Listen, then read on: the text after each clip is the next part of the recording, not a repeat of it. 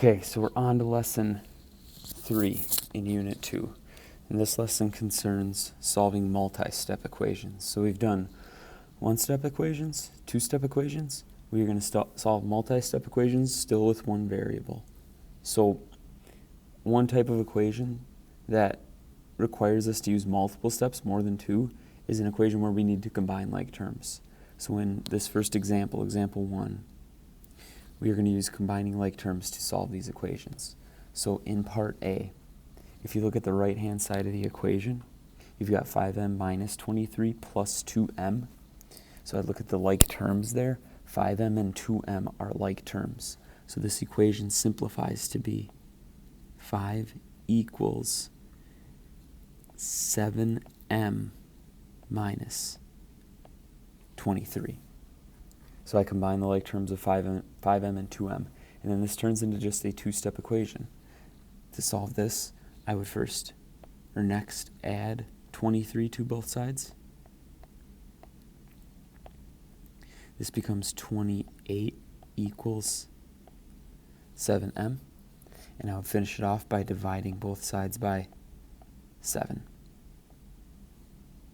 So what that means is m is 4. So combining like terms. Look for the like terms, combine them, and then you can go about solving. In part B, I look for the like terms, 11m and negative 6m. If I combine those like terms, I have 5m, so this becomes 5m minus 8 equals 22. To complete solving that, I would add 8 to both sides. 5m equals 30. And I finish that off by dividing both sides by 5. So m is 6. Okay? And then the final one, might be a good idea to maybe try this one on your own. I'll wait a few seconds, allow you to pause the video, and then I'll explain it.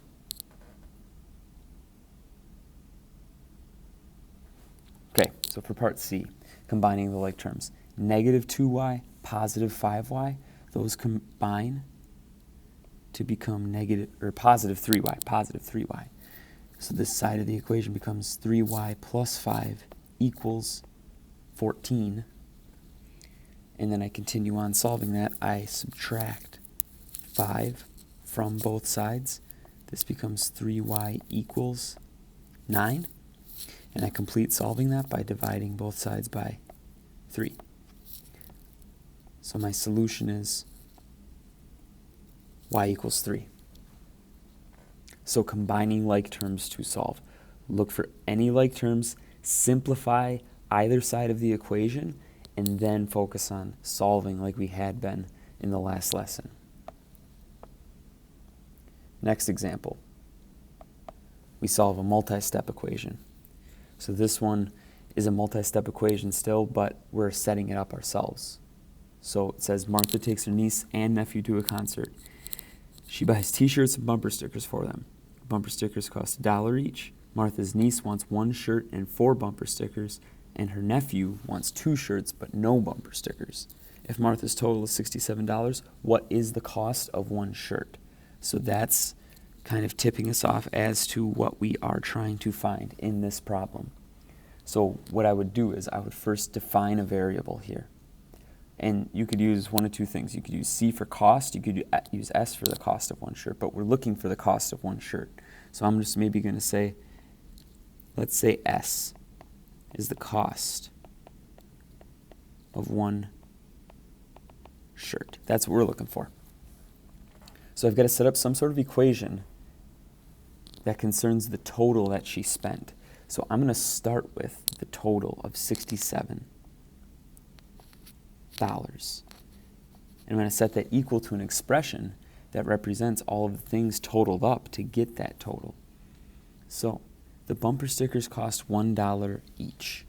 And if we think about it, her niece wants 4 bumper stickers. Her nephew wants none, so she's buying 4 bumper stickers total. So to find that, I would take $4 times $1 for each bumper sticker. And then I would add the cost of the shirts, or an expression to represent the cost of the shirts. So her niece wants one shirt, so that would be 1 times the cost of the shirts, plus her nephew wanted 2 shirts, so that would be 2 times the cost of his shirts. So for me to simplify this, I'm going to do some combining of like terms. This becomes 67 equals 4 plus 3s. And then I would go to solve this, subtract 4 from both sides. This becomes 63 equals 3s. And then I would finish it off by dividing both sides by 3.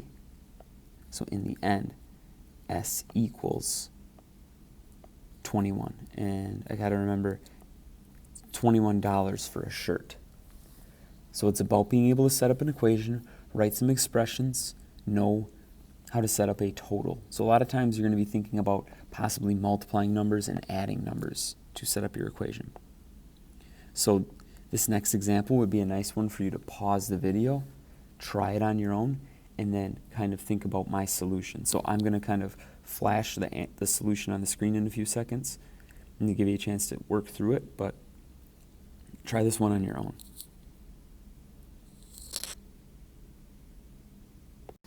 Okay, so I have my solution written out for this example, talking about Noah and Kate are shopping for new guitar strings in a music store. Noah buys 2 packs of strings. Kate buys 2 packs of strings plus a music book. The book costs $16. Their total cost is $72. How much is 1 pack of strings? Sorry, on pack of strings. Sorry about that. 1. I'll have to fix that. So for the cost of a pack of strings, I define my variable as P. You could have said C, could have said S, could have said X. That's fine, as long as you know what it stands for, the cost of 1 pack of strings. So to set up that equation, I'm going to take my total the total that they spent as a pair of people of $72, set that equal to the expression that's represented in the earlier sentences there. So the book on its own costs $16. That's where I got the 16. Noah bought 2 packs of strings, and then Kate bought 2 packs of strings. So that means they bought 4 packs of strings. So I could write it as 4 times the cost of a pack of strings. And then I just solved. I subtracted 16 from both sides to get 56, and then I divided by 4 to get 14. So it is very important that you get used to showing your work on these problems, because these problems do get longer as we go along. Okay, so I'm going to move on to the next page, and we are going to talk about using the distributive property to solve. So I'm going to just literally rewrite my equation here. 18 equals 3 times the quantity 2x minus 6. So to solve this, I am going to simplify first. So that means distribute 3 through this parentheses.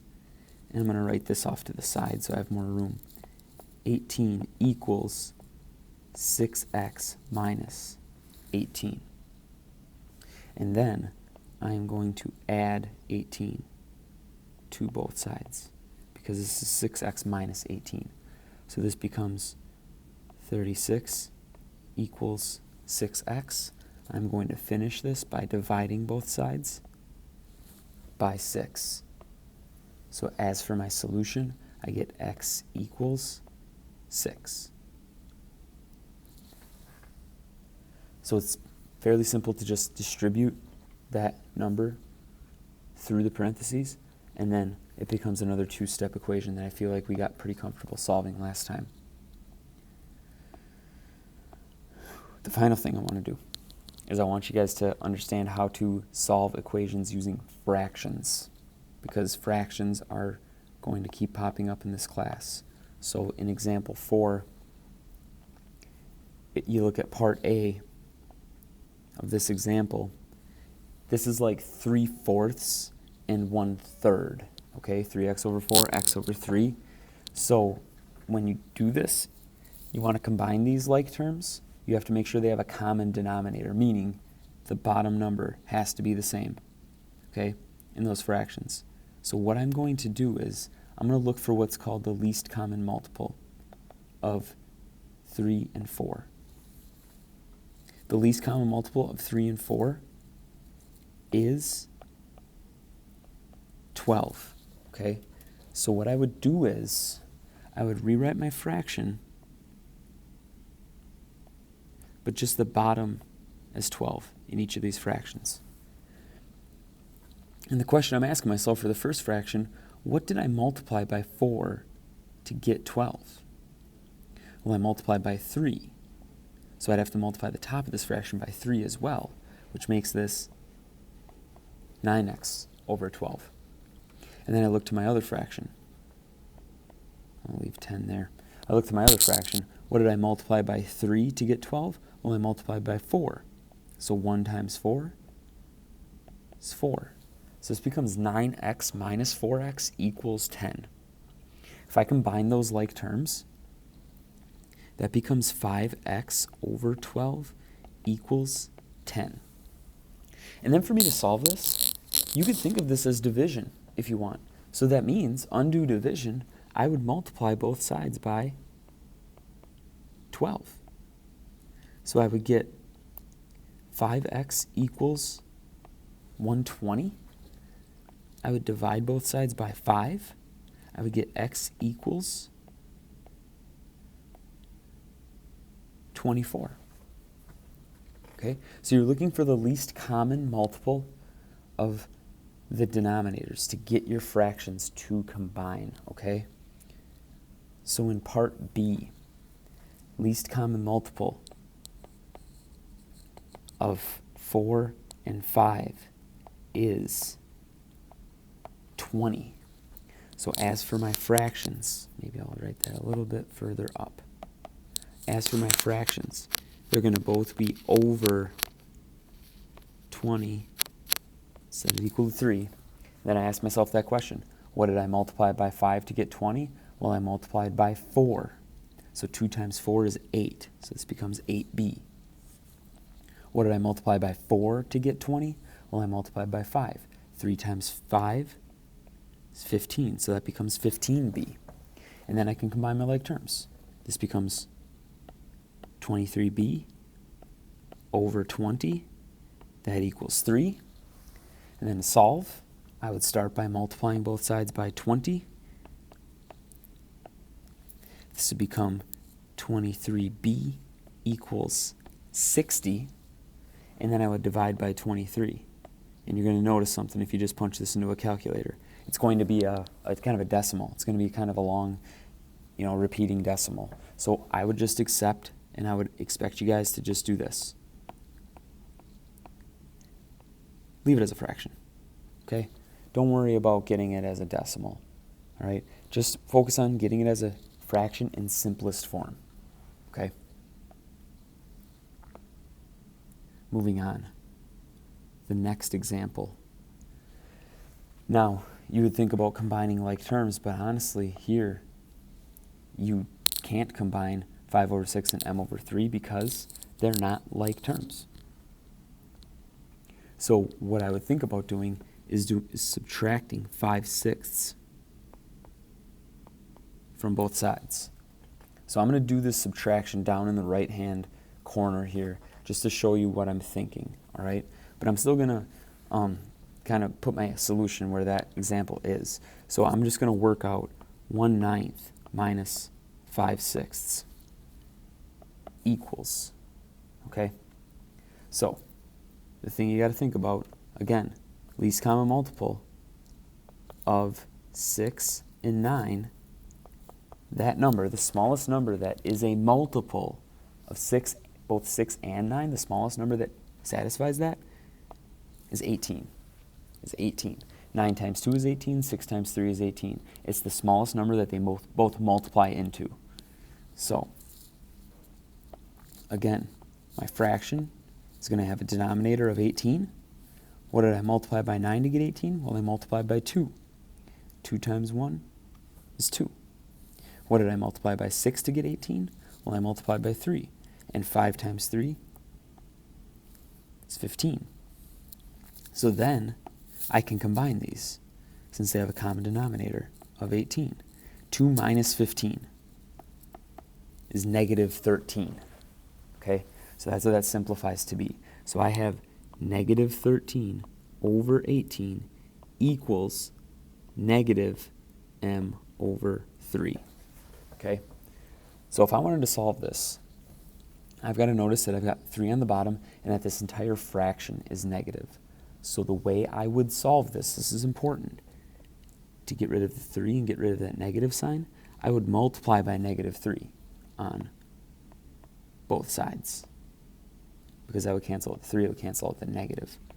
Okay, so in the end, I would get m equals 3 times 13 is 39 over 18.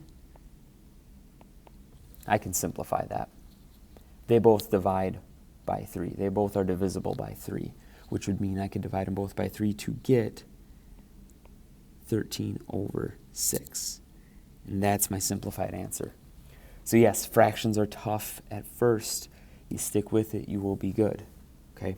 So I want to move on to the last two, and then you guys can move on to some practice. I know this is a kind of a long video, but I didn't want to split it up into 2 separate videos. So I'm going to finish up D and E, and then I'll have you guys move on to the practice. So with part D here, I'm going to need my calculator. I'm getting on my calculator for a problem like this. What I would do to solve part D is I would add 2.325 to both sides. 0.5x equals, and again, calculator's fine. So that's 6.275. And then I'm going to divide by 0.5. And your answer, and your solution itself is going to be 12.55. Which seems a little odd because usually when you divide 2 numbers, the result is smaller than the number you divided by. But if you're dividing by a half, you got to think of that as it's kind of like you're multiplying by 2. So that's why that number is bigger. That's why it's 12.55. Okay? And then part E. To solve this, you've got 3.5 minus 0.02x. So the way I would solve this, to get rid of 3.5, I would subtract 3.5, okay? And the important part is remembering this 0.02. Whoops, 0.02 is negative. So 1.24 minus 3.5, negative 2.26. And then to finish this one, here's a common mistake. And I already showed it. I was going a little too fast. I didn't include the x on negative 0.02x. Okay, so to solve that, divide by negative 0.02, divide by negative 0.02.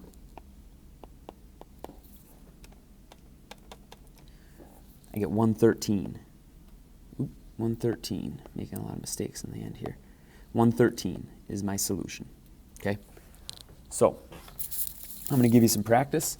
Yes, I'm going to give you some fractions on that practice. Make sure you take your time and that you can work through them carefully, okay? So make sure that you're referencing your notes. You're not just throwing them back in your folder or your backpack to keep them as a reference, all right? So you can move on to the next activity in your lesson.